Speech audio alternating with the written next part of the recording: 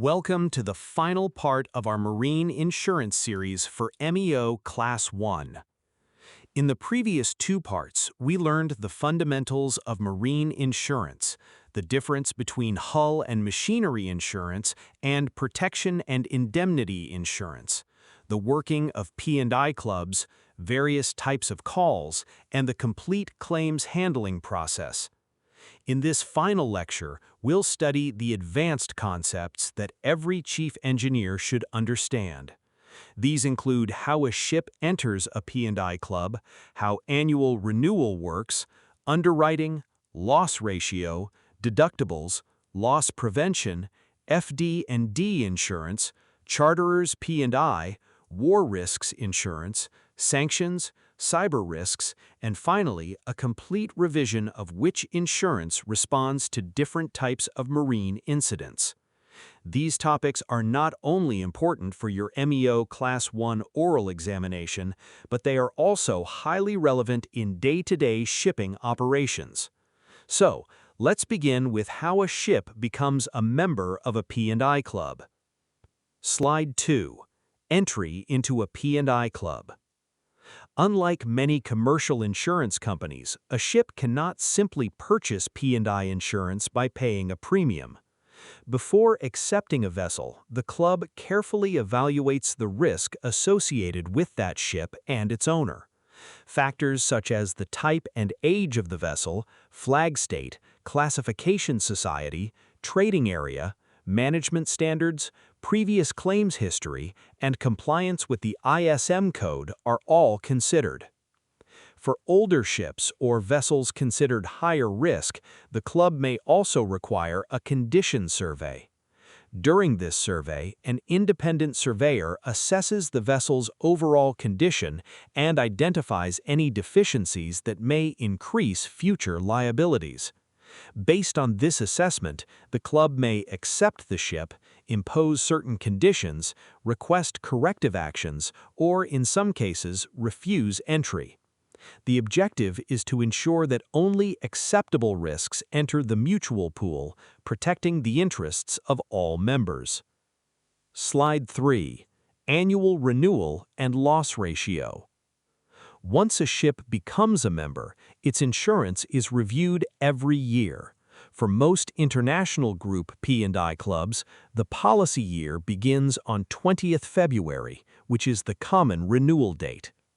During renewal, the club looks at several factors, including the vessel's claims history, safety performance, trading pattern, management standards, and one very important indicator, the loss ratio. Loss ratio compares the total value of claims with the total calls paid by the member. For example, if a member pays calls of $300,000 and the total claims amount to $240,000, the loss ratio is 80%. A lower loss ratio generally reflects better claims performance and may support more favorable renewal terms. A consistently high loss ratio, however, may result in increased calls, additional conditions, or, in some cases, non-renewal.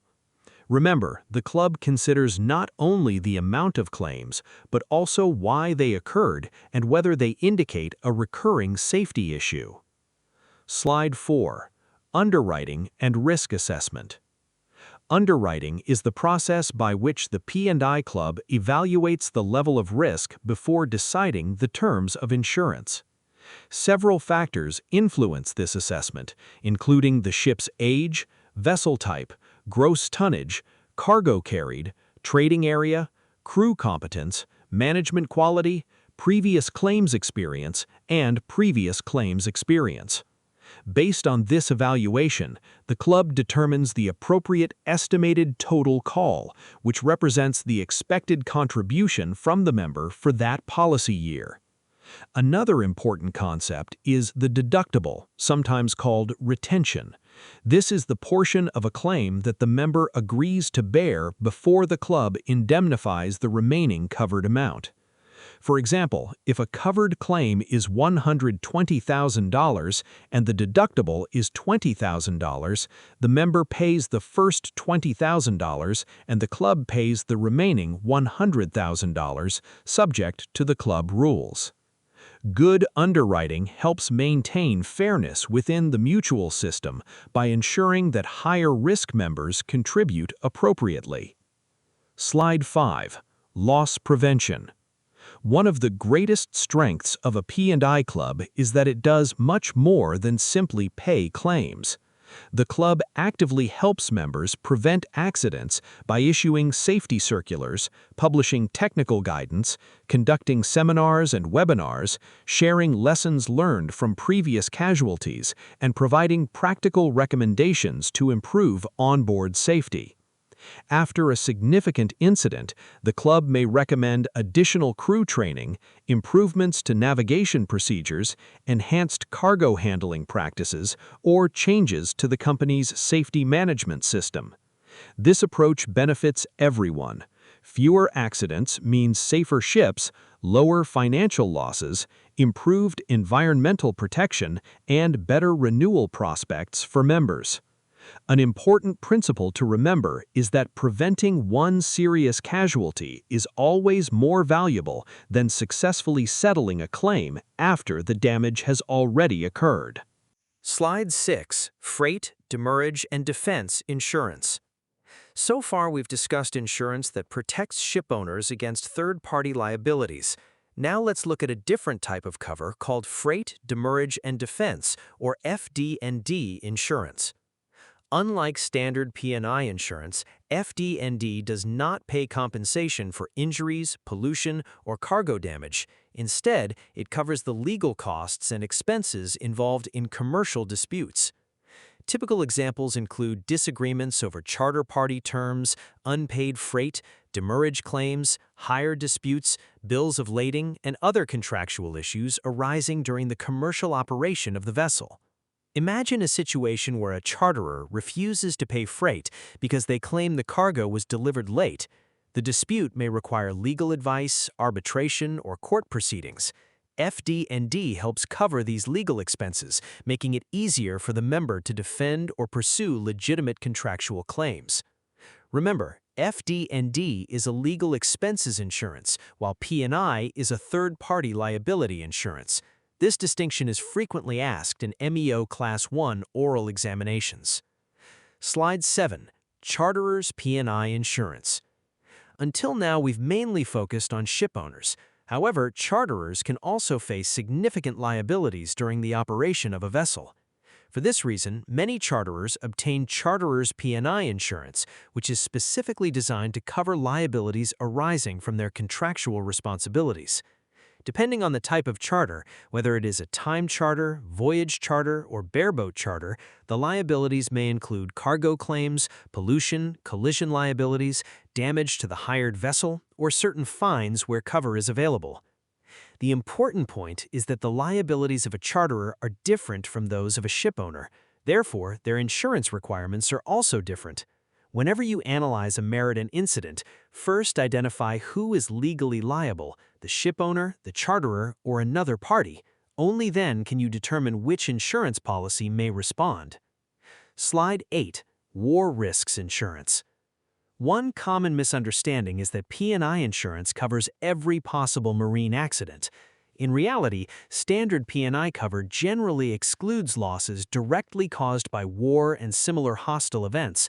These include war, civil war, armed conflict, terrorism, mines, missiles, and other weapons of war. Depending on the policy wording, piracy may also require separate consideration. Because these risks can involve catastrophic losses affecting many vessels at the same time, they're normally insured under war risks insurance, which is arranged separately from standard P&I cover. For certain liabilities, additional excess war P&I arrangements may also be available. Whenever a casualty is connected with war or hostile acts, remember that the first question should be whether the loss falls within the standard P&I cover or whether a separate war risks policy applies. Slide 9. International Sanctions and Cyber Risks. The shipping industry operates globally, and ships often trade between countries that are subject to international sanctions. P&I clubs must comply with sanctions imposed by organizations and governments such as the United Nations, the European Union, the United Kingdom, and the United States. If providing insurance or making a payment would breach applicable sanctions laws, the club may be legally prevented from doing so. Another growing challenge is cyber risk. Modern ships depend heavily on digital systems, including ECDIS, GPS, cargo management systems, and satellite communications. Cyber attacks such as ransomware, malware, phishing, or GPS spoofing can disrupt operations and create significant financial losses. P&I clubs actively help members by issuing cybersecurity guidance, promoting best practices, and providing loss prevention advice. Whether a particular cyber-related loss is covered depends on the club rules and the specific circumstances of the incident. As technology continues to evolve, cybersecurity has become an essential part of modern maritime risk management. Slide 10. Frequency versus severity of claims. When reviewing a member's performance, the P&I Club looks at more than just the total amount paid in claims. Two important concepts are frequency and severity. Frequency refers to how often claims occur. For example, if a ship reports 20 minor claims in a year, it has a high claim frequency. Severity, on the other hand, refers to the size or financial impact of a claim. A single collision resulting in a claim of several $1,000,000 would be considered a high-severity claim. Underwriters analyze both factors together. A large number of small claims may indicate poor operational discipline or inadequate procedures, while a single exceptionally large claim may simply be the result of an unforeseen major accident. Understanding both frequency and severity helps the club assess future risk more accurately and determine appropriate renewal terms. Before we continue, we've now covered several advanced topics, including FD&D insurance, charterers P&I, war risks, sanctions, cyber risks, and underwriting concepts, all of which are frequently discussed in MEO Class I oral examinations. If you're finding this series useful, please like the video, subscribe to the channel, and turn on notifications. I'm creating a complete library of MEO Class I subjects explained in simple language with practical examples and technically accurate content to help you both in your examinations and throughout your maritime career. Now, let's move to the final part of this series where we'll revise the most important concepts and learn how to quickly identify which insurance responds to different types of marine incidents. Slide 11. Which insurance responds? One of the most common questions in the MEO Class I oral examination is, which insurance will respond to a particular incident? The first step is always to identify the nature of the loss. If the damage is to the ship's own hull or machinery, the claim is generally handled by the hull and machinery insurer. If the vessel collides with another ship, remember that the running down clause, which forms part of the hull and machinery policy, covers the ship owner's collision liability up to the limit specified in the policy. However, if the collision liability exceeds the H&M cover or includes liabilities outside the running down clause, the remaining liability may fall under the P&I Club, depending on the policy terms. If a crew member is injured, cargo is damaged, pollution occurs, or the ship damages a berth, jetty, buoy, or any other fixed or floating object, these are generally third-party liabilities, handled by the P&I Club. If the dispute is purely commercial, such as unpaid freight, charter party interpretation, or demurrage, the matter is generally dealt with under FD&D insurance.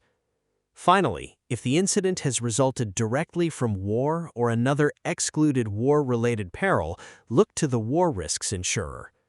Always remember this simple approach. First, identify the type of loss, then determine the appropriate insurer. Slide 12. Decision-making process. When a marine incident occurs, it is important to think in a logical sequence rather than trying to remember different insurance policies. Start by asking yourself a few simple questions. Is the damage to our own ship or machinery? If yes, the claim will normally go to the hull and machinery insurer. If not, ask whether someone outside the ship has suffered a loss because of our vessel. If the answer is yes, it is generally a third-party liability, and the P&I Club is likely to become involved. If the issue is a contractual disagreement rather than physical damage or legal liability, consider FD&D insurance. Finally, if the incident has resulted directly from war or another excluded war-related peril, look to the war risks insurer. Following this logical process helps masters, chief engineers, and company personnel notify the correct insurer promptly, allowing assistance to begin without unnecessary delay. Remember, correct identification of the insurer is the first step towards effective claims handling. Slide 13. Important MEO Class I oral questions. Let's quickly revise some of the questions that are frequently asked during the MEO Class I oral examination. You should be able to explain the principle of mutuality, the pooling agreement, and the purpose of Hydra within the international group reinsurance structure. You should also understand the difference between hull and machinery insurance and protection and indemnification insurance, and what is covered by the running down clause. Other important topics include estimated total call, deferred call, supplementary call, release call, overspill call, loss ratio, letter of undertaking, blue card, FD&D insurance, and deductibles. Remember, examiners are usually more interested in whether you understand the practical application of these concepts rather than whether you can simply recite textbook definitions. Whenever you study marine insurance, ask yourself not only what it is, but also why it exists and when it is used. Slide 14. 5 Golden Rules. Before we conclude this 3-part marine insurance series, let's remember 5 simple rules that every marine engineer should carry throughout their career. First, hull and machinery insurance protects the ship itself, while P&I insurance protects the shipowner against covered third-party liabilities. Second, never admit liability after an accident. Always report the facts accurately and allow the company and the P&I Club to deal with legal responsibility. Third, report every significant incident immediately. Early notification allows the club to appoint correspondents, surveyors, and legal advisors before the situation becomes more complicated. Fourth, preserve all available evidence, including logbooks, photographs, VDR data, CCTV recordings, engine records, and witness statements. Finally, always remember that the best insurance claim is the one that never occurs. Good seamanship, proper maintenance, effective risk assessment, and strict compliance with safety procedures remain the best forms of loss prevention. Slide 15. Conclusion. Congratulations on completing this 3-part marine insurance series. Throughout these lectures, we've covered the complete journey from the fundamentals of marine insurance to advanced P&I concepts and practical claims handling. You now understand the difference between hull and machinery insurance, protection and indemnification insurance, FD&D insurance, and war risks insurance. We've discussed how P&I clubs operate, how claims are handled, the purpose of blue cards and letters of undertaking, underwriting, renewal, loss ratio, deductibles, and the importance of loss prevention. These concepts are not only essential for passing the MEO Class I oral examination, but they are also directly applicable to real-life shipboard operations and the responsibilities of a chief engineer. I hope this complete series has made marine insurance easier to understand and given you the confidence to answer both examination questions and practical situations on board. Thank you for watching the entire series. If you found these lectures useful, please share them with your fellow marine engineers and cadets who are preparing for their examinations. I wish you all the very best for your MEO Class I exams and for a safe and successful career at sea. Thank you, and see you in the next Maritime Training Series.